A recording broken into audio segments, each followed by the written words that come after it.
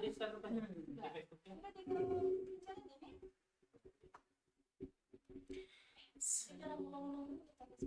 Iya, kedengeran. Semalam masuk, padahal berapa kau dari keluar lu.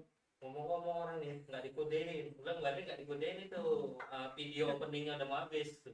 Udah, di mana ya? Orang kita ngomong bisa kan bro?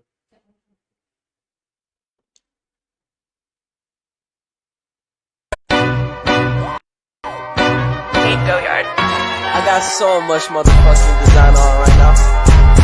Break it down, bring it back, make it clap. I got 3 old thoughts, new block, where that thing. Bitches on my line, and you know they come strapped. Hold up, what it not, 45, scope it cash like, whoa. How you fucking with these hoes out?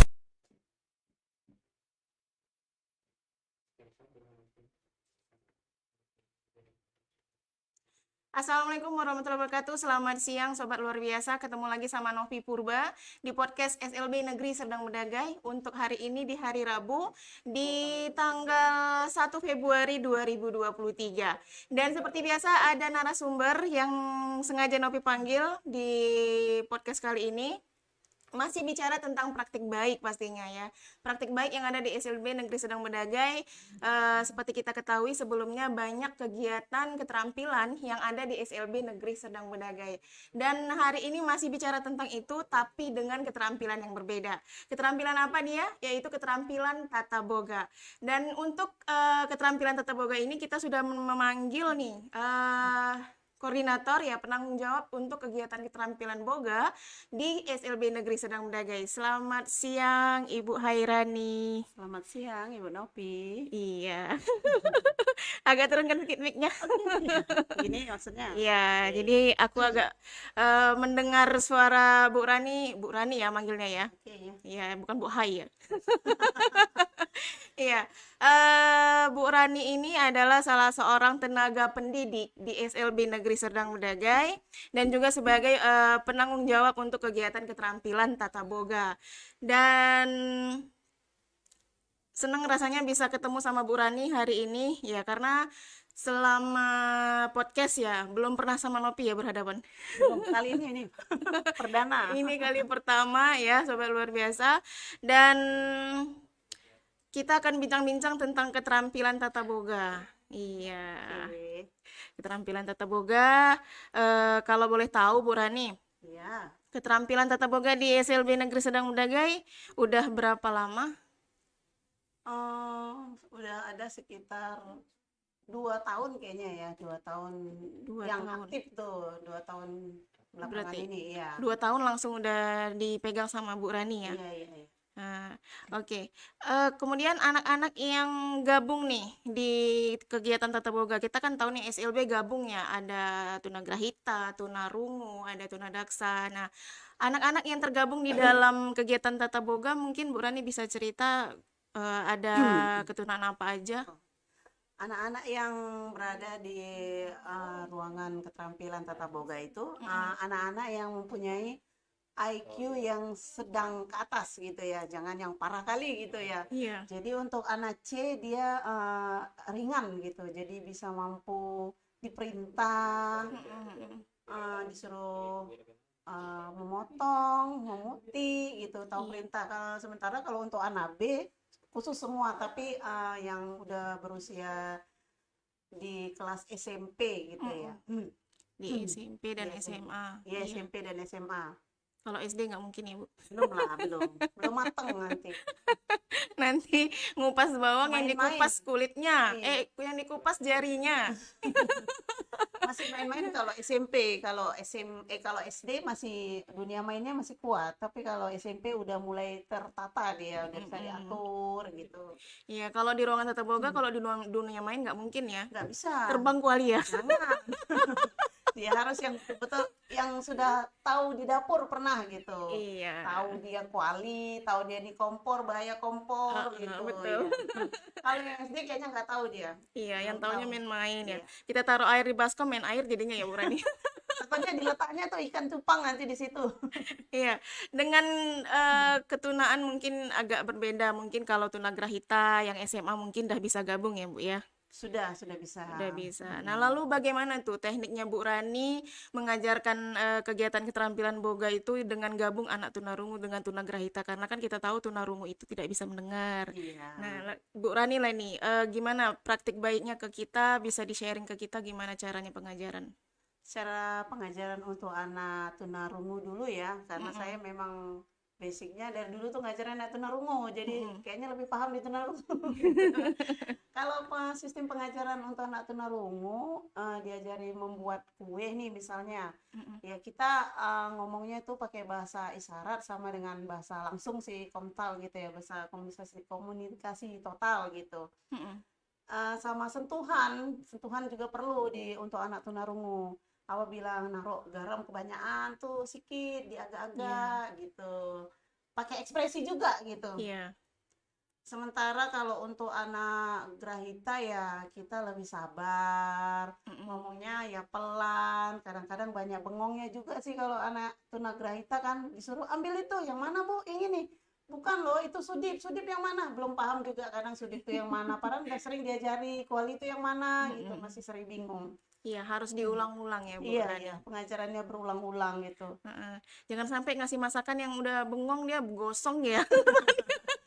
Udah gitu ya harus didampingi terus. Kalau bilang goreng kita harus di sampingnya terus gitu. Karena enggak, kalau tidak ya orang itu ya kalau belum ada perintah diangkat nggak diangkat, dibiarin aja sama orang itu gitu. Tapi kalau anak tunarungu udah Udah ngerti. paham, mau udah kecoklatan nih dia udah sibuk dulu, bu, gitulah bahasanya. Ada nggak Bu Rani kendala yang Bu Rani hadapin selama ini di ruangan tata boga sama anak-anak? Kendalanya ya komunikasi, karena kan anak tunarungu sama tunagrahita orang itu beda gitu kan cara komunikasinya.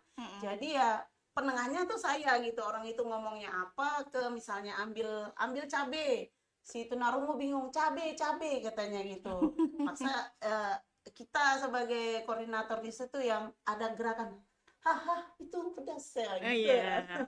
Ambil Jadi itu, gitu.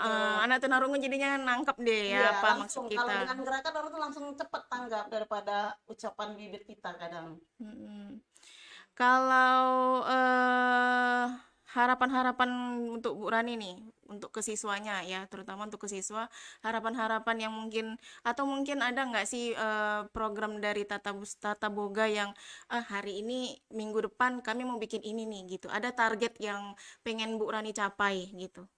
Kalau targetnya tuh kayak yang kemarin juga udah pernah dilakukan. Jadi setahun kerja minimal kami bisa menikmati hasil kayak liburan, nonton gitu, hasil dari penjualan dari kegiatan boga kami itu loh Bu Nop gitu maksudnya. Jadi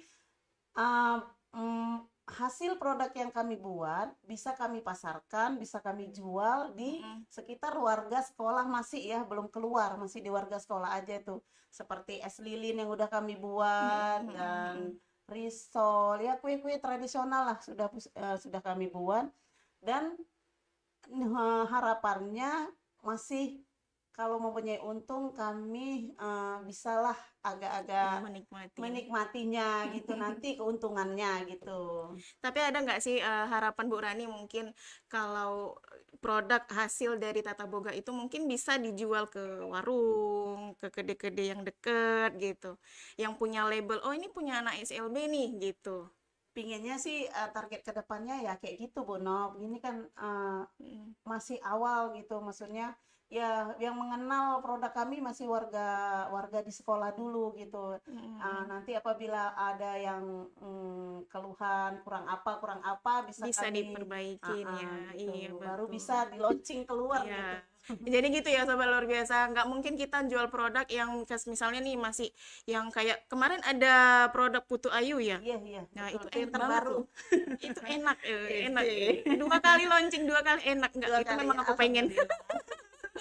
Memang enak, begitu kepengennya gini nih, ini udah difoto nih kemarin ya, ada beberapa kawan juga yang udah menfoto nih hasil kue Putu Ayunya.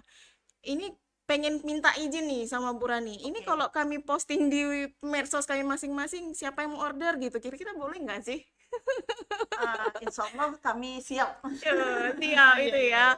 Jadi yang denger nih, yang ngeliat juga tahu nih, oh di SLB siap menerima orderan. Iya, nanti tinggal dihubungin aja kontak Bu Rani, ya. Kontaknya SLB, siapa koordinator penanggung jawab tata boga. Nanti kita order di sana. Tapi Bu Nop, dengan catatan jangan mendadak gitu ya. Iya, Tahu lah anak-anak kita tuh anak ABK yang nggak bisa dipaksa-paksa gitu. Iya. Orang itu harus santai ngerjainnya. Karena kalau mendadak yang ada gurunya yang ngerjain ya. Iya. Iya. Apa harapan Bu Rani lagi mungkin untuk orang tua atau mungkin orang yang belum bersekolah mungkin di sini yang masih takut-takut nih menyekolahkan anaknya di SLB, mengingat ini kan kita udah semester terakhir ya Iya, kan, iya. sebentar lagi kita pendaftaran siswa baru. Ada harapannya mungkin sama Bu Rani, pesan ke orang banyak nih. Harapan saya untuk orang tua, bapak, ibu yang mempunyai anak istimewa, khususnya tunarungu tuh harus sekolah. Karena dengan sekolah dia tahu tempatnya, kawannya di sini, dan dia dapat mengasah yang dia punya, keterampilan apa yang dia punya di situ diasah di sekolah. SLB ini dapat diasah kemampuannya sesuai kemauan dia, sesuai bakat dia gitu. Betul, betul. Jangan disimpan aja di rumah ya Bu Rani. Jangan, khususnya tunarungu ya, saya sayang kali kalau nggak bersekolah. Dari kecil sampai besar tuh beda anak yang bersekolah sama yang tidak bersekolah, betul. cara komunikasinya, cara pandang dia gitu. Iya. Anak itu mempunyai PD gitu, luar biasa dia PD-nya gitu, nggak malu-malu lagi gitu. Iya. Baik, sobat luar biasa,